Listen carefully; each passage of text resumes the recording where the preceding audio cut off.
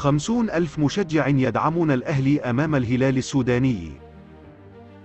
تلقى النادي الأهلي المصري إخطاراً رسمياً من الجهات الأمنية في بلاده بالموافقة على حضور 50,000 متفرج للمباراة أمام ضيفه الهلال السوداني المقرر لها الأول من أبريل المقبل في الجولة السادسة الأخيرة من منافسات المجموعة الثانية بدوري أبطال إفريقيا لكرة القدم. وقال الأهلي عبر صفحته الرسمية بموقع التواصل الاجتماعي فيسبوك الثلاثاء إنه حصل على موافقة بحضور 50,000 مشجع للمباراة، وأضاف: حصل النادي على موافقة الجهات الأمنية بحضور 50,000 مشجع لمباراة الأهلي والهلال السوداني في دوري أبطال إفريقيا. ويلتقي الأهلي مع الهلال الأول من أبريل المقبل في الجولة السادسة والأخيرة من منافسات المجموعة الثانية للبطولة القارية.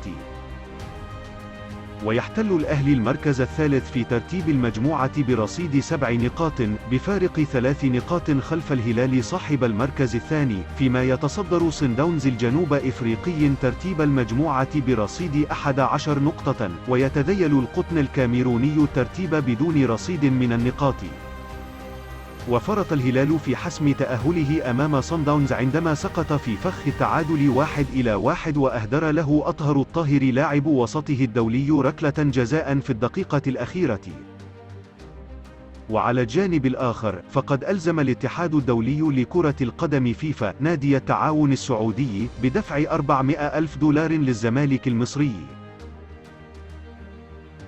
حيث أعلن الاتحاد الدولي لكرة القدم قبول دعوى نادي الزمالك المصري التي رفعها ضد نادي التعاون السعودي بشأن بقية مستحقات اللاعب مصطفى فتحي بعد انتقاله إلى صفوف التعاون في وقت سابق، ليحكم بأحقية نادي الزمالك في الحصول على قيمة مالية قدرها 400,000 دولار أمريكي. وبحسب نص القرار الصادر عن فيفا، فإن التعاون السعودي أصبح ملزما بسداد مبلغ وقدره 400,000 دولار للزمالك، بالإضافة لعوائد سنوية بقيمة 10%، وكذلك غرامة إضافية على النادي السعودي لصالح الاتحاد الدولي تقدر ب 40,000 دولار. وأكد الحكم الصادر من فيفا أن الغرامة قسمت بواقع 200,000 دولار، بالإضافة إلى عائد قدره 5% كان مستحقا بتاريخ مارس 2022، ومبلغ 200,000 دولار وعائد قدره 5% كان مستحقا بتاريخ أبريل من العام 2022، على أن يدفع المبلغ كاملا خلال مدة أقصاها 30 يوما من تاريخ صدور القرار.